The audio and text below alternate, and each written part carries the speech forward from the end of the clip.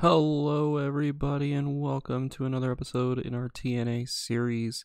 We've got Impact happening tonight as we are just a couple of weeks away from Turning Point, and of course, a couple of weeks away as well from the Knockouts Knockdown event happening at happening with all females on the show. But we're not going to run down a bunch of stuff beforehand because we're going to dive into the action in front of 8,163 people in the Edmund P. Joyce Center in Indiana this week. We open up with a Team Dixie meeting. Of course, Abyss is not here for this meeting because he has been suspended indefinitely, but the rest of the group is here, or at least what's left of the rest of the group. Spud's here too, I just didn't put him on screen. But Magnus is not happy with where Team Dixie is at right now. They have no championships now, thanks to the rest of the team not being there to make sure that Mickey and Magnus kept their championships. They've been turned into a laughingstock thanks to James Storm turning on Bobby Roode. The team, or the quote-unquote team, is failing him, and this is when he gets cut off. EC3 steps up and says that Magnus needs to correct himself because the team is failing EC3. Carter is the only one of the team who won at Bound for Glory, defeating a former multi-time world champion in the process in Kurt Angle. So maybe Magnus should begin to learn his place and give the real star of Team Dixie the spotlight he deserves. Magnus steps up to EC3 at this point, but Dixie gets in between them. She yells about how they need to get along now more than ever, and tonight it will happen regardless of what's happening. Magnus is going to be in the main event against Austin Aries, and he will have backup to make sure that he gets the victory.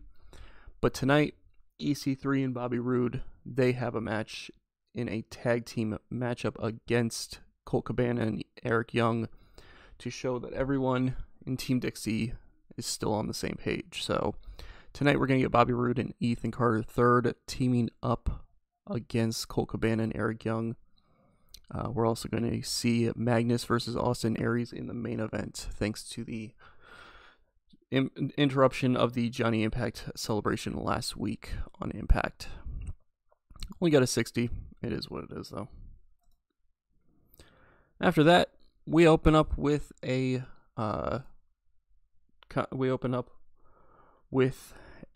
non-title X Division matchup featuring the X Division champion DJZ defeating Johnny Gargano in 9/16 by pinfall with a ZDT.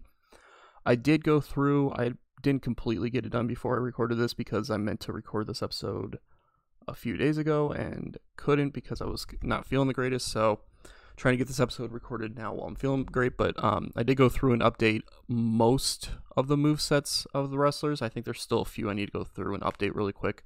But now you won't be seeing DJZ using the Bible Black anymore. You'll be seeing him using the ZDT and stuff like that. So a lot of the wrestlers have their updated finishers, and by the next episode, they probably will have, it'll probably be all of them that have their updated finishers, or at least updated in 2014 anyway. This gets 72 though. Really great matchup.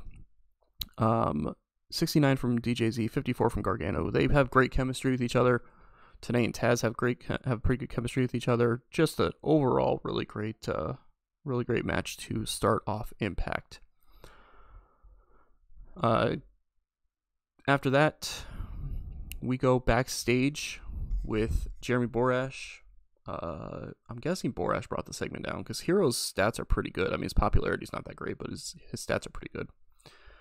Nevertheless, he is backstage with Chris Hiro, and Hiro says that he's glad to be here on Impact tonight. He's usually not on this show. He's usually kind of relegated to Explosion, which he says with a little bit of a condescending tone. Might not be the right kind of tone I was trying to imply there, but kind of almost as if taking a shot at the fact that Hiro never seems to be on Impact at all. Leads to a little bit of an awkward moment there, but Hiro just acts as if no awkwardness was said there.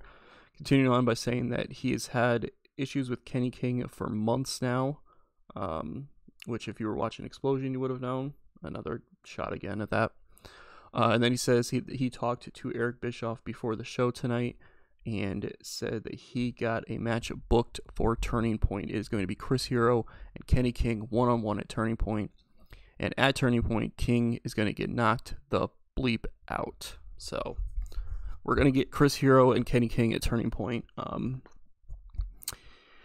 This has kind of been a smaller storyline happening on Explosion, but with Turning Point being basically a all-male event, thanks to the knockouts all being on the all-female knockouts knockdown event, I definitely had to fit in a few matches that I probably wouldn't have normally put on pay-per-view because I got to do something to kind of make up for those. So, not that there's anything bad about the Hero and King storyline, but they're not going to be. It was kind of a B-level storyline to be, so to speak, or C-level, I guess technically.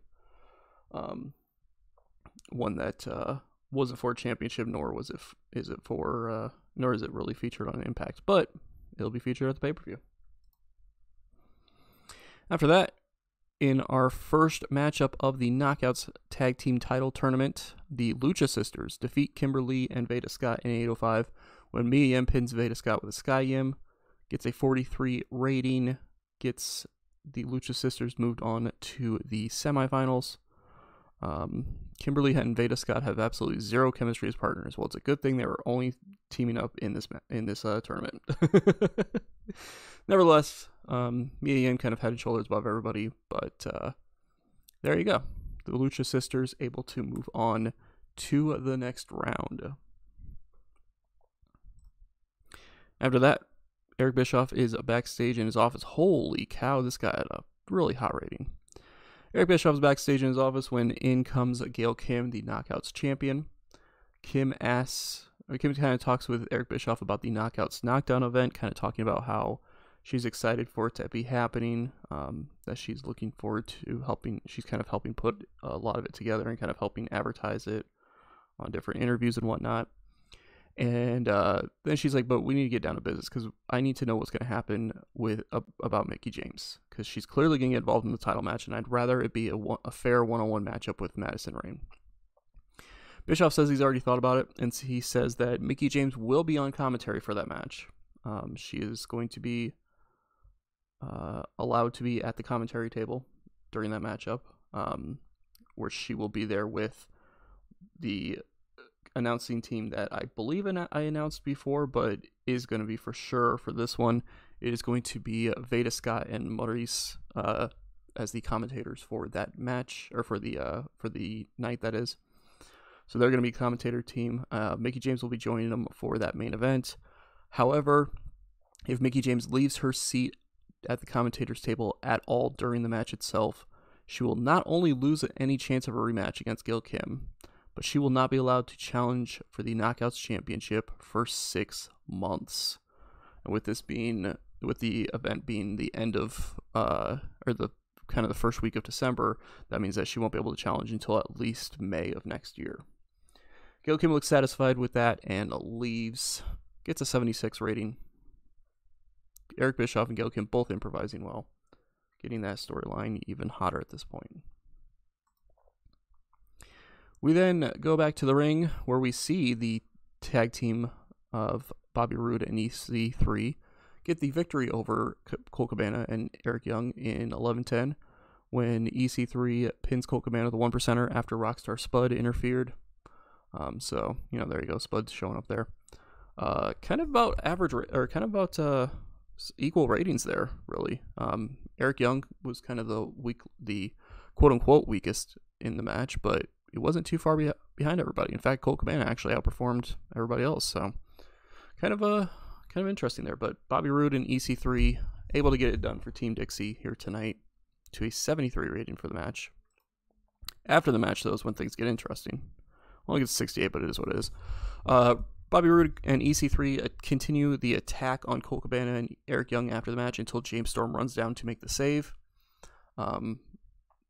Roode and EC3 are backpedaling kind of about halfway to the back as James Storm gets a mic and challenges Roode to a fight at Turning Point, not a match. He's very specific about that. He doesn't want a match with Bobby Roode at Turning Point. He wants a fight with him at Turning Point.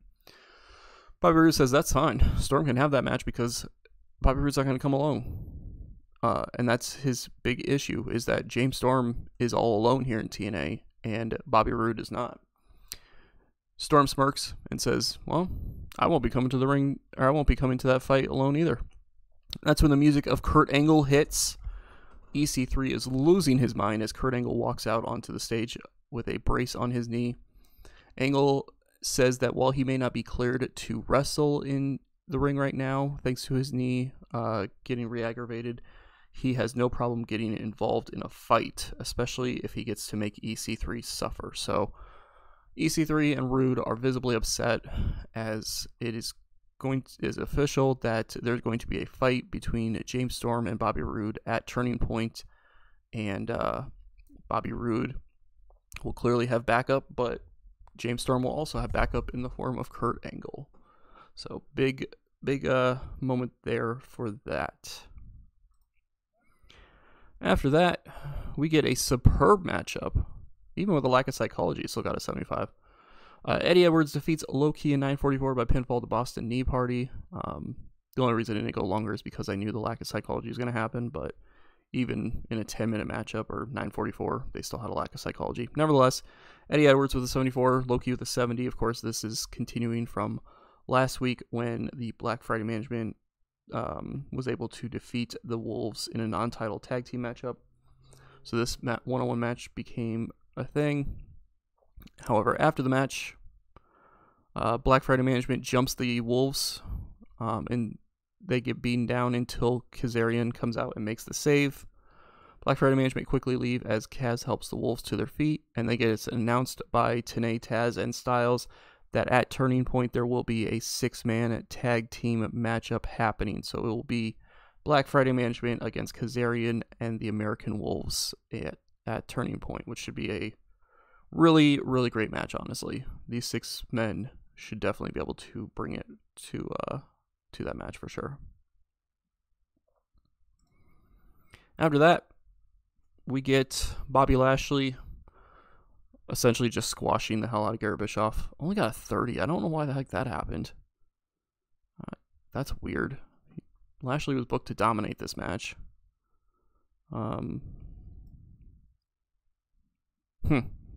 Weird. Nevertheless, Bobby Lashley with a quick 5-minute victory. Hit a spear on Garrett Bischoff to get the victory. It was basically just getting Lashley, keeping his rise recently continuing to happen. After that, Velvet Sky and Brooke Tessmacher come out to the ring for their Knockouts Tag Title Tournament match. But Velvet Sky has a mic. She runs down Angelina Love, saying that she's proven that Sky was always the better of the two, and that Angelina Love can go back to being a forgotten member of the TNA roster now, while Velvet Sky and Brooke Tessmacher go on to be the new Knockouts Tag Team Champions. And in the second match of the first round of that tournament, the Beautiful People defeat Dion Pizzaro and Candice LeRae in 8:09 when Velvet Sky pinned Pizzaro with a double knee backbreaker. Again, didn't quite get to her moveset yet, so that's why it's still listed as that instead of the actual name for it. Gets 48 rating, which is actually not too bad. Velvet Sky definitely carrying the matchup, but Brooke Tessmacher had a 41, so that's not too bad. Nevertheless, the Beautiful People move on to the semifinals, where they will be taking on the Lucha Sisters in 2 weeks' time on Impact. Of course, next week on Impact, we will get Team Kick versus Wild and Wicked, and then we will also have Madison Rayne and ODB taking on Cheerleader Melissa and Madison Eagles. After that, Madison Rayne and ODB are seen watching the Beautiful People get the victory. Madison Rayne talks about knowing how the Beautiful People operate, and ODB cuts her off. She says that she doesn't need tips. They don't need to talk strategy. ODB will simply go out there and do the right thing next week and every week afterwards. When Madison Rayne questions what exactly that means, ODB says, well, it's obviously working together and winning this tournament to get championship gold. That's the plan, right? That's the whole plan about that. Madison Rayne seems a little relieved by that answer, but also a little cautious as ODB leaves. So Still hinting that there's a little bit of uneasiness between the two, but they will be teaming up in that tournament next week, and we will have to see if they can work together and advance to the next round. After that, Paul London is backstage with Jeremy Borash. As you see there, a note, Maria Kanellis has randomly showed up in TNA, and she is actually with Paul London. I think I've made mention to it once before, but it hasn't really been talked about too much because London hasn't really been doing a whole lot since the Bound for Glory tournament, or Bound for Glory series. Yeah, Maria Kanellis is just kind of randomly hanging out with Paul London, so that's kind of a weird thing. We're not sure what their connection is right now, but she's just kind of randomly hanging out with him. Nevertheless, Paul London is backstage with Jeremy Borash, and Borash asks about why he cost Shelton Benjamin the match last week, that number one contender match for the X Division Championship. London says that Benjamin did the same thing to him a few weeks back, costing him a shot at the X Division Championship. So he went by the saying, an ear for an ear. And Jeremy Borash kind of looks confused and says, do you mean an eye for an eye? And Paul London just kind of laughs off and says, yeah, that's what I said. The same thing. Borash looks a little confused, but Paul London says that Shelton Benjamin should just chill and relax, that there's no need to get all frustrated or anything like that. But if he really wants a fight, he believes he has the night of Turning Point free. He'll have to check his calendar, though. Borash goes to ask something else, and Paul London kind of cuts him off by saying that he's hungry and walks away, leaving Borash completely confused, while also catching a whiff of something. Kind of playing off the fact that Paul London might be enjoying a recreational drug of some sort. So 52 rating there, as Paul London apparently goes off to find munchies, but does kind of issue a bit of a open challenge there. Not an open challenge, but a bit of a unanswered challenge there to see if Shelton Benjamin wants to face him at Turning Point. After that, in a good matchup, 74 rating, Chris Sabin defeats Mr. Anderson 901 by pinfall at Cradle Shock. Velvet Sky providing a distraction during the matchup. Sabin getting a victory here. Not really much of importance in the match itself. A little bit of a back and forth, but Mr. Anderson showing that he's not on the level of Chris Sabin right now. Sabin is definitely rising up here in TNA recently. After the match, however, Chris Sabin is celebrating until he notices AJ Styles standing on the stage with a smirk on his face. Sabin demands the ring announcer re-announce him as the winner, Mr. TNA, Chris Sabin, but the ring announcer doesn't do so. Sabin gets annoyed by this and goes after the ring announcer, but AJ Styles comes down to the ring to chase off Chris Sabin. Sabin is then heading towards the back himself, yelling that he is better than AJ Styles, and AJ Styles just stands there with a smirk staring down Sabin. So we heard from AJ Styles last week saying that if Chris Sabin wants to be Mr. TNA, he's got to do more than just get one victory over him, and we have yet to see if that match ends up happening again in the future. But this gets a 78 rating, which is pretty good, honestly. After that, we get our main event, which gets 73. A little disappointing. I was hoping for a little bit better, but it is what it is. Like psychology, all that. Nevertheless, Great Heat Good Wrestling, Austin Aries defeats Magnus in 11:47 when Magnus gets disqualified after Samoa Joe runs in and attacks Austin Aries. 73 rating, 74 from Aries, 68 from Magnus. Aries getting a victory, although it is by disqualification. After the match, the beatdown continues with Magnus and Samoa Joe putting the beatdown on Aries. The TNA World's Heavyweight Champion Johnny Impact comes out onto the stage, but he doesn't. He just stays there. Commentators kind of talk about the fact that he has issues with Austin Aries. He's had issues for a while with him, and that Johnny Impact is not exactly the type to be friendly and be a hero and come save the day kind of type. He's only really here for himself and doing what he wants to do. So he just kind of stands there and watches as his opponent at Turning Point gets beaten down by Samoa Joe and Magnus, with the show fading off to black on that. Show itself gets a 75. I'll take it. Some growth restriction is what it is, but I'll take a 75. I will easily take a 75 for that show. As we had some good matches and some bad matches, some good segments and some bad ones, but Turning Point's starting to be built up pretty well.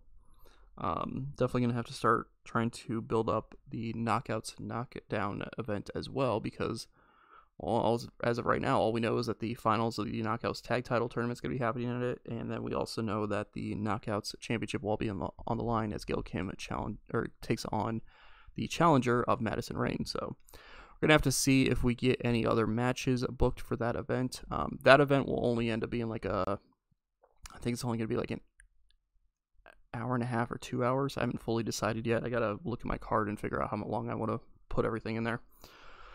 So it might be a shorter event, which will lead to a shorter video for sure. But yeah, I still want to do this regardless. I'm probably going to be bringing in some outside talent for that one night as well, to really get that show fleshed out some more.